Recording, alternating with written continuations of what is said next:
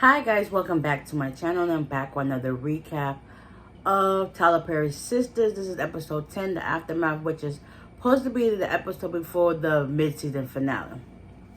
So, with that being said, let's get into it. So, where do we want to start? Where do we want to start? Oh, Maurice, he's at the precinct talking to Logan. And he basically says that Sabrina doesn't have anything to do with it. Him and Q were the masterminds behind the whole situation. But at the same time, Logan said he had the surveillance. And it shows that he was crying inside the bank. Shows that he was driving the car with Q. And then he was like, oh, yeah. So basically, Maurice, he kind of don't know what to really say, because he's thinking that Logan has not really seen the footage and what really happened inside the bank situation. So he's kind of like misconstruing his words a little bit with a little bit of sarcasm. So after they're talking and whatnot, Logan says he might get 15 years. And he was like, yeah, that's just the price I have to pay. So Logan gets up and goes to talk to his supervisor to see what they had to say. And Maurice is just sitting there like, okay, I guess it is what it is. Let me see what else. Oh, after Logan comes back, he tells him that, the supervisor said, you're ready, there's nothing we can do about it. You could just come back tomorrow and we can talk about it. So Maurice, with his little snarky remarks, is just like, okay.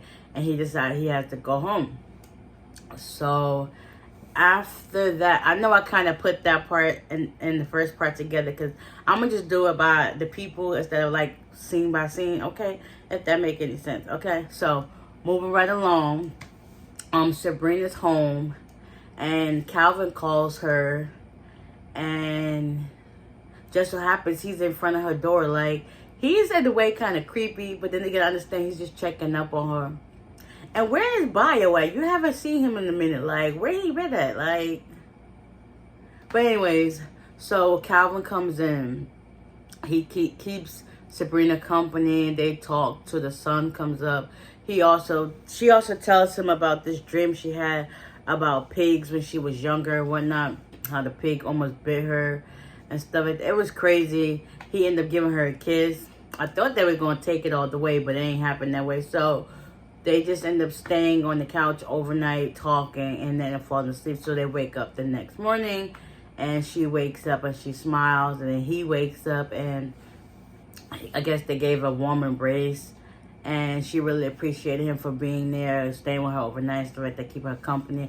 Because also Calvin came to tell Sabrina that Maurice went to Logan to tell that he was going to turn himself in, and he confessed about, the robbery or whatever, and they were just like, that's not cool, whatever. So then she was going to make him breakfast, but he said he had to get up and get ready for work, so he ended up leaving. And Sabrina ends up checking her phone, and she sees she has messages, and she sees it from Danni. All right, now let's get into Danni and Preston. So Danni and Preston are basically having I would say a nightcap, or still, taking in from their date or whatnot. And it was going good. They were talking and whatnot, and Preston was like, he likes when Danni is honest. And she also admitted that she was going crazy with her hot girl summer situation with all the men and whatnot and stuff like that. And she was smoking her vape and whatnot, and he was like, I don't have a problem with you smoking and whatnot, but I prefer you don't do it. She was like, it's just a little vape. It's not going to really do much nothing. So she basically wanted him to try it. He said he barely drinks beer, and she wanted him to try it. And he was kind of on the fence with it, like, no. So she started smoking it again. She said to him that it's just going to make you relax and be calm and stuff like that. So after a few, minutes of talking back and forth, Preston tries it, and Danni takes some more pulls, and next thing you know, Preston is going through the motions. Like, if you ever been high, you would know. Me personally, I've never been high, but I know I've been drunk before. And just, let's just say I was doing some things I would never do in my right mind. Acting goofy, saying the weirdest things. So that's basically what Preston was doing. Like, he got to the point where he was like, he got to hold his tongue. If he let go, he gonna lose it. I was just dying laughing. But at that same time, Danny can't really like, laugh about the situation because it's like, this man has never smoked a day in his life, and now he's really going through. He's becoming paranoid. And eventually, she still had to calm him down. So she was like, be calm, be relaxed. She ended up turning on some country music. Surprisingly, who would have thunk? Danny and country music. So she turns it on. She rubs his face, tries to calm him down. Then he's like, oh my God, this song is sad. And I just want to hug him and the cows. Like, what this man is going through. It. So now in the back of Danny's mind, she's thinking, what have I done? Did I really just give this man this thing? He can't handle it. Like, oh my God, what in the world is going on?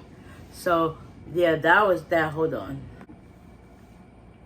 Yeah, so she's still trying to calm him down or whatnot. It was just like mind-boggling. Like, she didn't even really expect that to happen, but it happened. So it was now the next day. And Sabrina calls Danny, and she talks about her night and whatnot, and eventually she had to go because they talk about going to see Karen. And they was talking about, okay, I'll be there, I'm getting ready to go. Danny was like, give me 30, I'll go there before I go to work. And they was also thinking about Andy going. They were like, nah, it's not the best time for her to go. So them two's gonna go over there to see Karen, because basically Danny was right-minded with like, I'm not about to go over there and talk to this lady. You saw how she was acting outright with us last night, and you want me to go over there and do this? Nah, I'm good. But, you know, they're going to be friends and just, you know, show that love and support that they're supposed to. So they ended their call. Next thing you know, Danny turned around and out walks Preston from the bathroom. And Danny's uniform and his cowboy boots, like, oh my gosh, like, he looked, and all Danny can say is, what, why, like, what in the world, like, Preston is really going through it. So, moving right along, Fatima is getting ready for work. Surprisingly, Zach is up, and they basically talk about what happened with the Karen situation.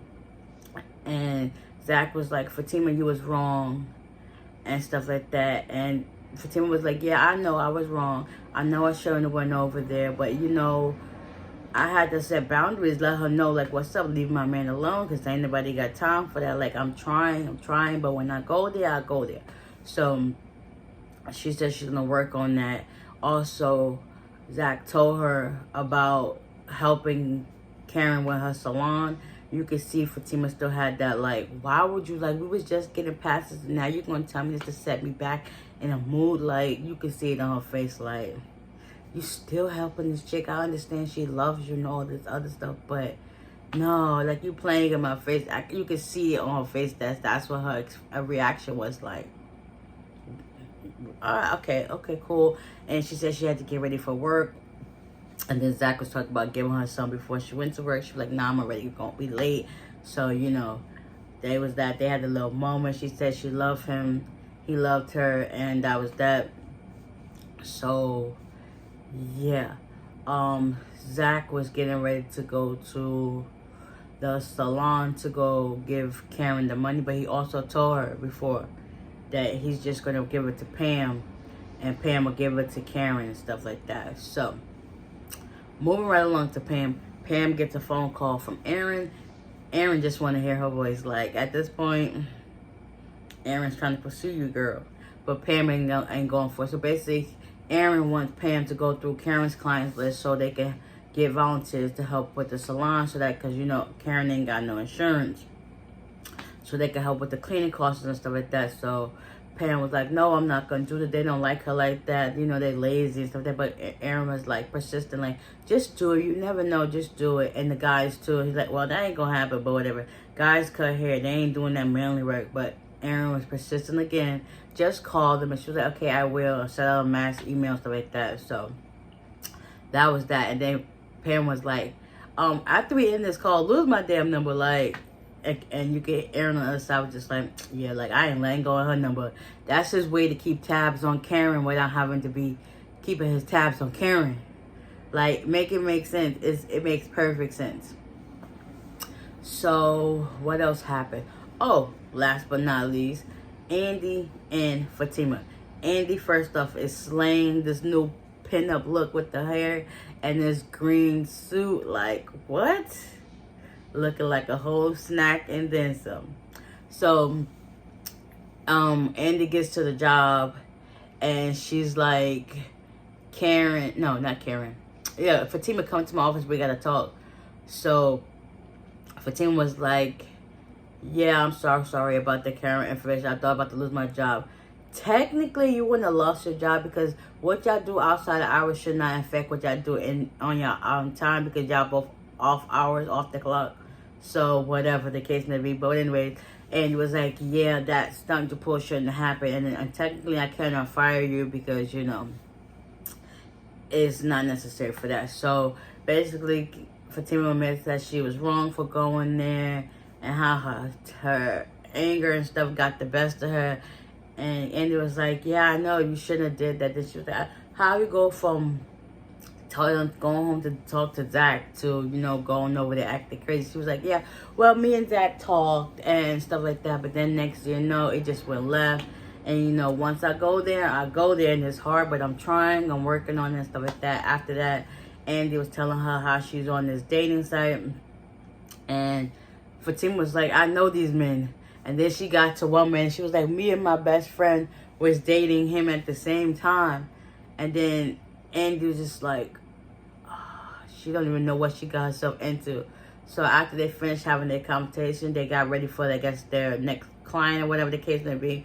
Also, Fatima did tell us, like, don't try to be like our clients. Like, so basically, since they're hearing the stories from their clients, they both have a different perspective of how the male should be treating them. So it's stuff like that going left. So Zach and Fatima's situation, Gary and Andy, is just like, it's too much on their plate right now that it's really hard for them to really focus on what they need to focus on him.